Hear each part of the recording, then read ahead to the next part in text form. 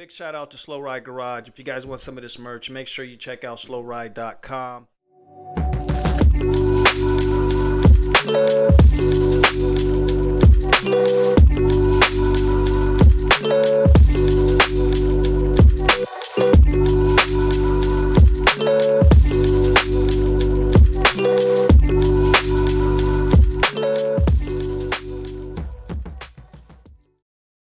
How long have you actually had your AMA license? Since what year? I've had my points since 2019. Okay. I didn't, because I went to Loretta's in A class on a bone stock RMZ 250, and I got like 19th in 250A, and then the next year I went there by myself. In 19. I was 16 years old. I went there by myself. I was an alternate in both classes, and I went there in my 1985 Chevy van, and I got top 20 overall, and then I had one or two crashes. But in 20, I got 11th overall in Open Pro Sport. So yeah, that was the last year I went to Loretta's and was chasing it, and then 21 I went pro, because 20 was a weird year. I tried to race pro in 20 after Loretta's, but with how many entries they're allowing, and I don't really have much clout or I don't really know that many people in MX Sports, they weren't too big on letting me go line up, you know. They're only accepting like 50 guys a race or something, so I just never got accepted. I signed up for 4 different nationals, and they were all just full. Wow. So I didn't get to race in 20, and then 21 was actually pretty good. I debuted at High Point. I got 5th in LCQ. I got in the second moto and got a flat tire.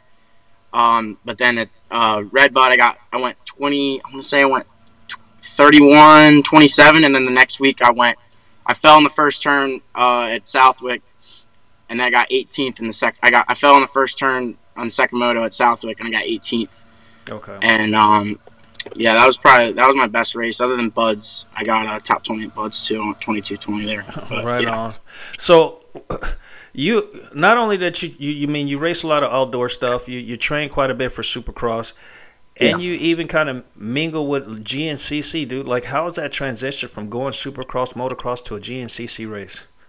Oh, I don't know, dude. I've been down at the Shoals, and they got Moto Track, they got Woods, and they got Supercross. And Stu Baylor, I was at Loretta's with one of my buddies this year, and I saw him over at the tent over there, and he's you come race Woods, come race Woods, and I'm like, I don't know. And I did one last year. I did a GNCC before I broke my femur just for fun, and I thought it was fun. So I lost all my endurance when I broke my femur, and I've been working, so like I never really had a way to get my endurance back. So I've been racing GNCC. I raced 3 GNCCs so far. I got 53rd overall in Florida, and I raced XC2 at Big Buck, but I was a real rookie. I didn't even put my transponder on. It was pretty bad. But and then Washington, Georgia was bad. It was a complete mutter. I did 2 miles and I pulled off. I was like, if I was racing that, I wasn't even gonna fix my 2-stroke after that, because it had blown up and every bearing would have needed to be replaced. I was just like, it ain't worth it for me. Yeah. So I'm doing another one this weekend, and then that's probably gonna be my last one up until nationals. But I've just been doing them to get my endurance back and riding. I mean, my hands are like back to where they should be, like just as far as like being manly. They're not really. They were soft, really bad. And then riding Supercross, because I haven't been riding. I don't ride Woods. I was just been doing the races on the weekend. So I'll ride Supercross all week, and then I'll go hop on my 2-stroke on Friday afternoon, get in tune with that again, and then I'll go race the Supercross, or I'll go race the Woods race. But this week I had to come back home, Maryland, for work, so that's what I'm. Okay, so now do you race your 2-stroke mainly Just in the GNCC stuff, or what do you usually ride your two-stroke in? Do you train with your two-stroke and Supercross at all for outdoors? What are you planning on racing this year? So I'm racing 250 class in Supercross just because you have to race one before you can go to 450 class. I'm normally a 450 guy. Mm-hmm. I'm 210 pounds, and I'm not like I'm not real. I don't know. I don't really know where everyone doesn't really know where my weight is, but I'm 210 pounds. I'm really heavy for a 250 Mm-hmm. F, but I have to race it at least one time. So this year I'm going to do 2 rounds on. I'm doing Nashville and Atlanta on my 250 F, and then next year the goal is to. I'm just trying to qualify. I don't really. I really want to just get in, and then once I get like when I qualified for nationals, my biggest concern when I first got there was just qualifying, and then by the time 2 rounds in, I had already top 20. So I know I can race well. It's just the qualifying part really. Like, I mean, I'm not worried about the racing part of it as much as I am qualifying, just because I've never really thought of myself as a raw speed kind of guy. Mm-hmm. And some of them guys, they got a lot of these big Instagram videos where they're hitting these huge rhythms and stuff, but you just don't really see that at a real race. Yeah. So like that's kind of where I'm nervous. So I just want to see how it is, and then next year, hopefully, I'm pretty sure I'm gonna get in. I've been riding with Kyle Bitterman quite a bit, and other than the whoops, which I'm decent at, but he's a veteran. He knows how to get himself through some whoops. So, but everywhere else, I've been keeping up with him. So I know I can qualify. After that next year, I'm racing that 450 out there because I don't want to build a 250. It's just cost effective wise, it's not worth racing the 250 class, and it's more if you qualify. Just to qualify, you get paid more in the 450 class, so it's it makes it worth it. Now, with you coming off of your amateur career about 3-4 years ago or whatever it was, you getting hurt and stuff. When you hopped into the AMA Pro, what do you feel like your biggest adjustment was to make from being an amateur pro to an AMA Pro? Was it speed? Was it technique? Stamina? What was it? So with racing like all these pro-ams and stuff, some of the guys that I've been racing a lot, like Burkeen, Bobby Piazza, there's like I always race people like that, and at like my local pro-ams and stuff, but they're really like we're all really really fast at this track, so we're like used to them. And the biggest adjustment I had to make is honestly just suspension, because the tracks don't break down like an amateur track. There's like not. It's honestly when I first got there, I was expecting it to be the most gnarly thing I've ever ridden, and it was, and essentially it was. It was just a lot. The tracks are so much bigger than like say if you were like a local track. So the biggest adjustment was you just got to make sure your setup's right, because my first national I went to High Point and I'm going down these steep hills, and I mean I was like scared because these dudes are just ripping through these bumps, and I'm just watching them go through it, and I don't know what they're doing, But then eventually I figured out the bike setup thing, and that was once I got that figured out, it's all just motorcycle riding, it's just sending it. So that's what I had to get used to, just sending it as hard as you can for 30 minutes, I guess. Are you getting any outside training from any retired pros, or are you kind of just doing your own thing? Are you involved with any camps? Well, I trained down at the Shoals with Stu Baylor and Ben Nelko. Nelko used to race pro motocross, but he's a woods guy now. But it's just kind of self-taught, man.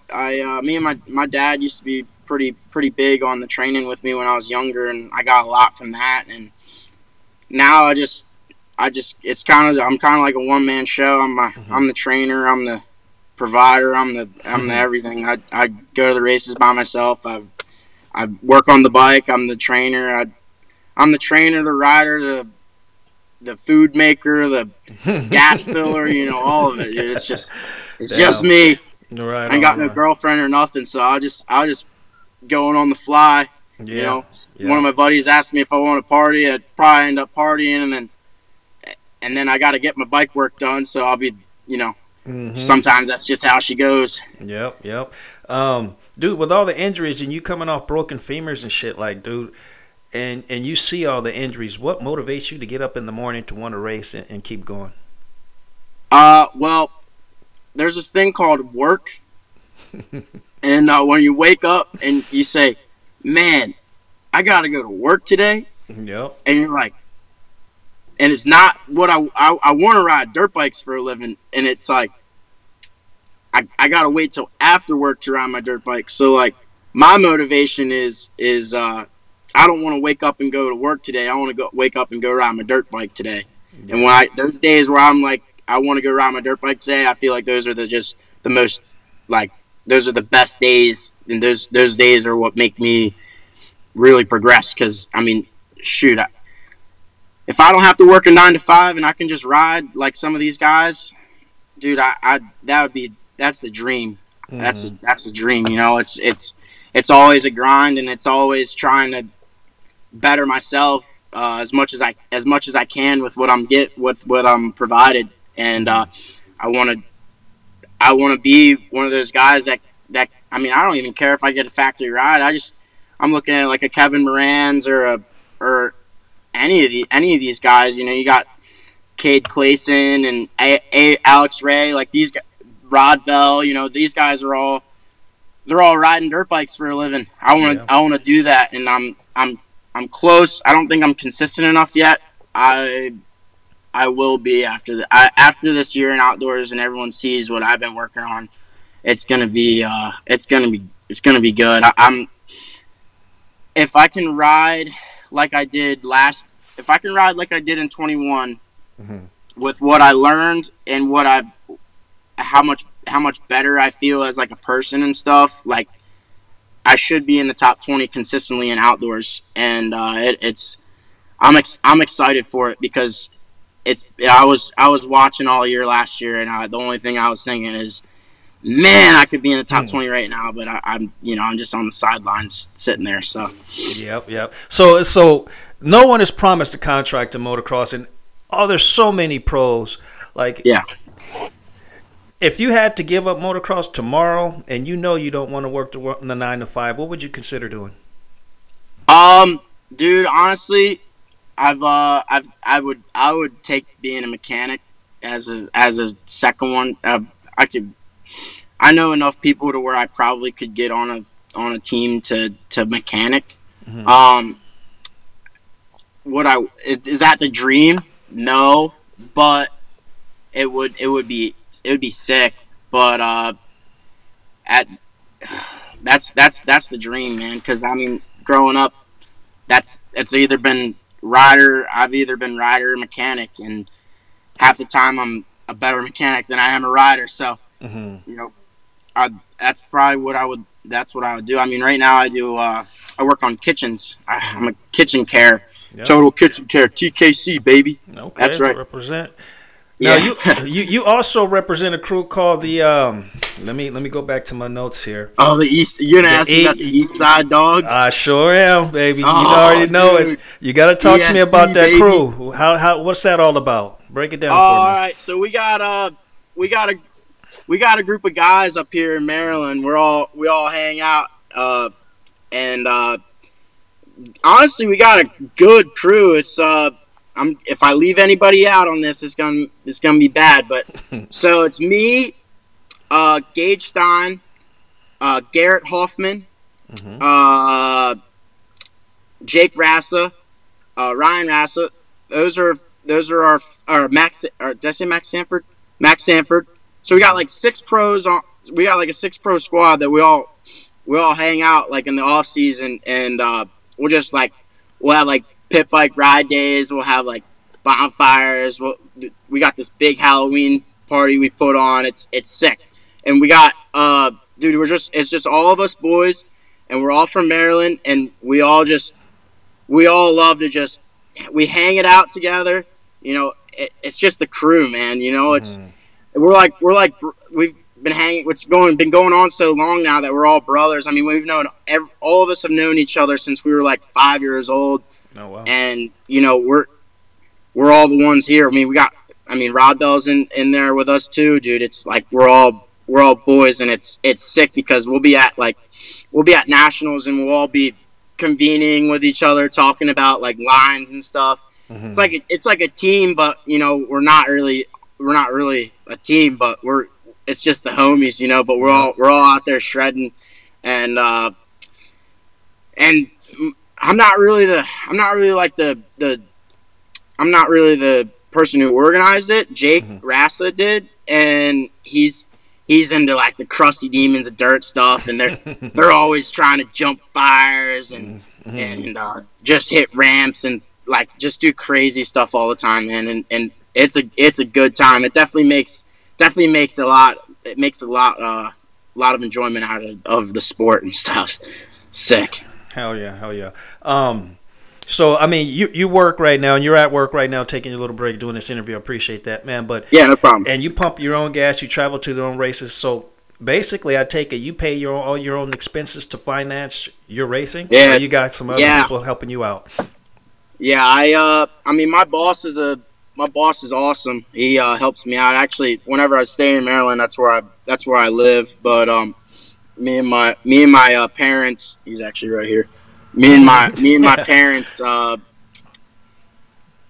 me and my dad, we all get along, but just we had some complications over some dumb stuff that just turned into me getting my own job, and just made more sense for me to pay for it myself. And pops and moms still like to come to the races and stuff, and my dad still likes to help. But I got a lot more enjoyment out of just going there by myself, dude. And that's how it just turns out. Sometimes now it's just water under the bridge. Yeah, exactly. It happens that way, man. That's just the way it is. The sport evolves people that way, and then sometimes it gets the best of you, sometimes it doesn't. But the sport's gonna be the sport regardless. Yeah. Cody, man, I want to thank you for your time for coming on this interview, man. I don't want to take up too much time, dude. Yeah, no problem. Any shout outs you want to give? I got shout out them Eastside Dogs. I got to shout out AM Gear.